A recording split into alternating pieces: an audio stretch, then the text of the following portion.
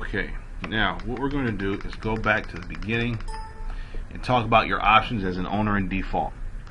My name is Richard Patrick, and I've been helping people fix their financial situation since 1993. And one of the things that we've done is we put this information together so you can make an informed decision. If it's best for you to put your home on the market, is it good to do a modification? Should you sell it? If you choose to walk away from the property, what are your options if you do walk away? Can you get money? We're going to cover all those things here. The very first thing you should do is contact your current lender for a loan modification if you plan to stay in the home. But you want to be doing this simultaneously with trying to find explore all your other options. Because let's say if you wait 60 days and they don't do the modification, then you're a month away from getting a trustee sale, and then you only have 21 days. So make sure you not only look for a loan modification, but you also find other ways to get current if you're going to borrow money from family, and we'll touch on that a little bit later. Now, this is not a rule that you must be upside down, but from what we've seen, most lenders, unless you're upside down, they're not going to give you a loan modification and work with you. Most. That's not, there's hundreds, if not thousands, or tens of thousands or more lenders, so everybody has their own rules, but for the most part, owners with equity do not qualify for loan modifications. Because if you put yourself in the bank's shoes, if you had loaned somebody $200,000 and you could take the property back and sell the property and get all your money back, what would you do? Would you take $1,800 a month? Or if they were trying to get the payments down to $1,000 a month, would you do that, or would you go get all your money back? In most cases, you get all your money back, so you have to understand where the bank's coming from. Now, in order to do a modification, you need to be employed and have income. You must have the ability to repay the loan, obviously. So it's a brand new loan. Just because they have your information from before doesn't mean anything. As a matter of fact, they don't have your information from before. All they know is that you're supposed to pay X amount of dollars on the first of the month. That's all they care about. They don't have your pay stubs, your W-2s, your bank statements, none of that. Okay. Now you need to look at all the modification programs available, and we'll provide a link for you so you can click on that. There are other resources that you can take advantage of. There's some non-profits out there. You might want to Google local agencies or local attorneys or lawyers that could help you bring the mortgage current, or stall the lender, or work with the lender. That does happen. Now you could also try to get a new loan. You're not going to get a loan with any good rate. It's probably going to be higher than what you're paying right now in most of the cases. Most lenders won't lend to people in default, and if they will, don't get in a situation where you're paying 5-6 points. I know there's you can pay up to 4. That's sort of common. However, you have to make sure that you're going to be able to make those payments on your new loan. So if you're paying $1,800 before, now you got to realize that you're going to be paying 8, 9, 10, 11, 12, 13%. So your mortgage payments are going to be much higher. So if you couldn't pay the mortgage before, how are you going to make the payment then? So you want to make sure that you're making a wise decision and you're not making it more difficult to sell your home, because now once you start adding, if you have let's say you have a $300,000 loan and 4 points is $12,000 plus all the money to bring the loan current, you may have stripped all your equity that you have, or a large portion of it, and you may fall back in the same situation again. You should probably do everything all at once. Contact the lender for a modification. Try to investigate getting a new loan and determine whether or not you can keep it. Then you want to ask family and friends for help as a last-ditch effort. Some people are too prideful to do that. There may be no friends or family, or nobody with money, but you need to ask these questions. And I know it's difficult, it's uncomfortable, but you need to know, how much will they help? Can they reinstate all the back payments? And you have to be upfront and honest, and you can't wait. As much as it sickens you to your stomach or raises your blood pressure to go ask for money, you got to just go ahead and do it. Then what about future payments? You need to be realistic. If these people bring your payments current and you just fall behind again, they could lose their money. So make sure you want to get a firm commitment date and don't wait until the last minute. You have 90 days. So that's one thing you must consider, is that you have about 90 days.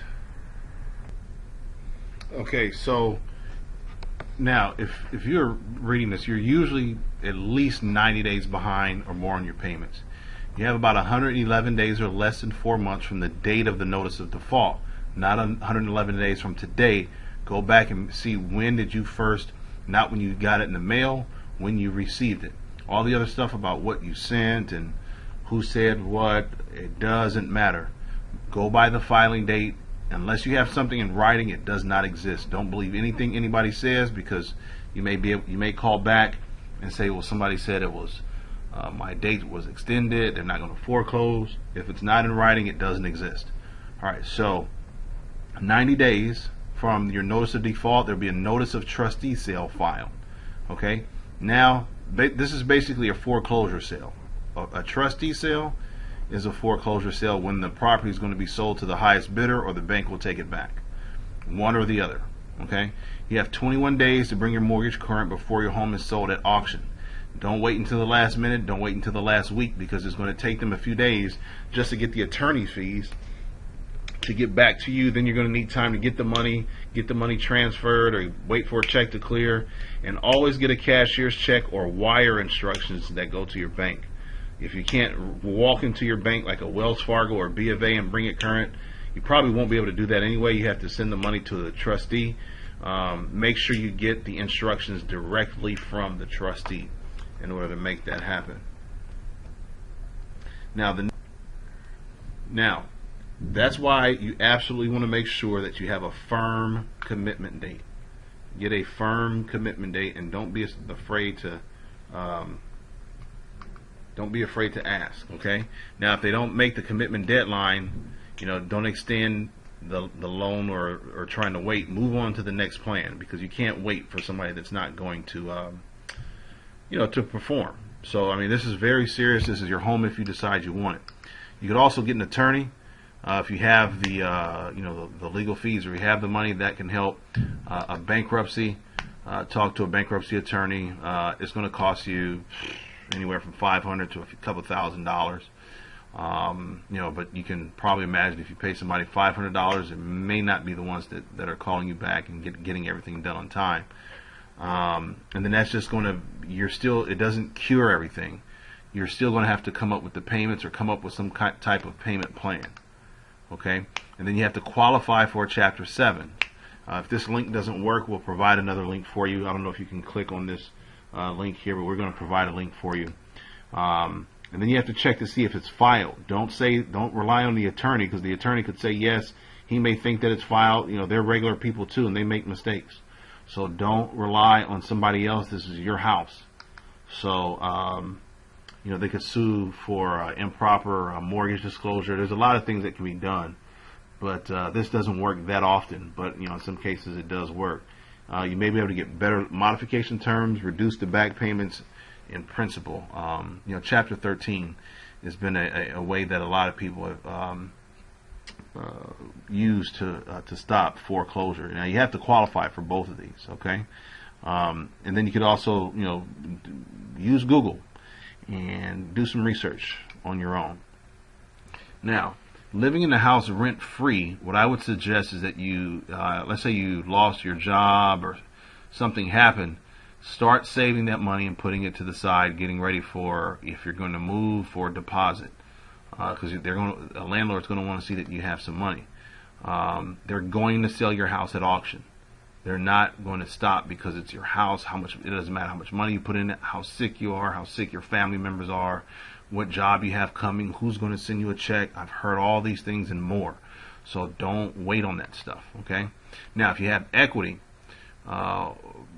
make sure, a lot of people, when we talk about collusion, that means that some investors that go to the county courthouse steps will collude not to, contact you or work with you.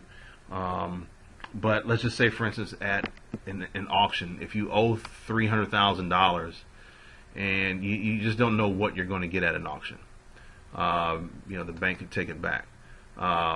You're going to be evicted. So you get a letter from an attorney.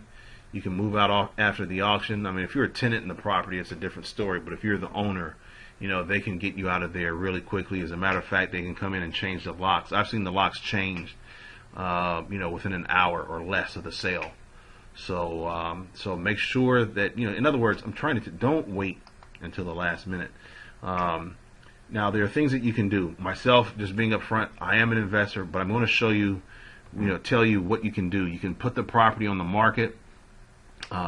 If you, sell it to somebody else like an investor, it would work. Now, you can rent a home. You can't explain it. Look, the payment jumped up.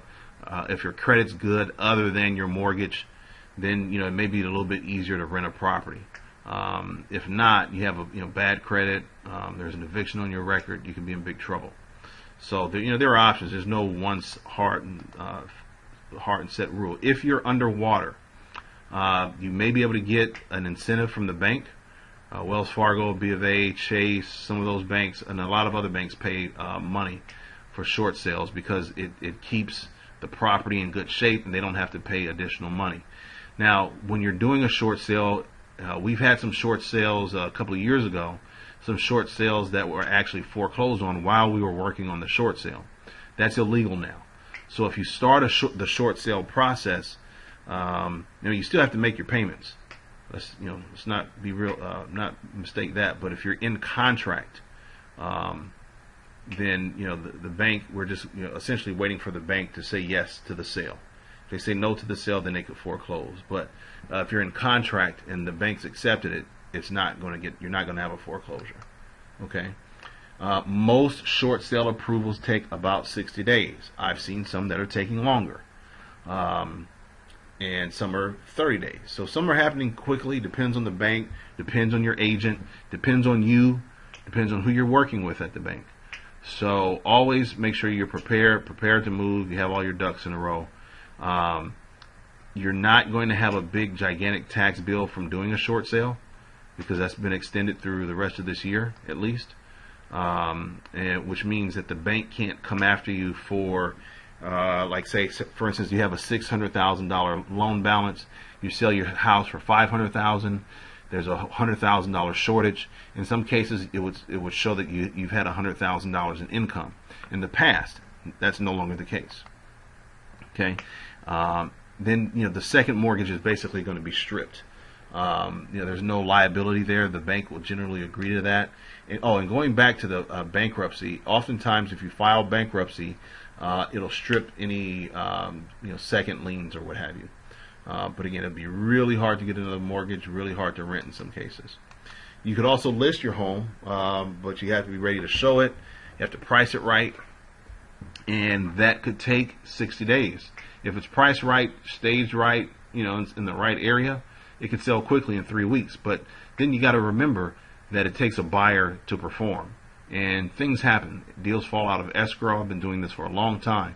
So you just want to make sure that you do everything that you can as soon as possible. It could depend on how long you need, depending on the time frame that you have, whether or not you still live in the home.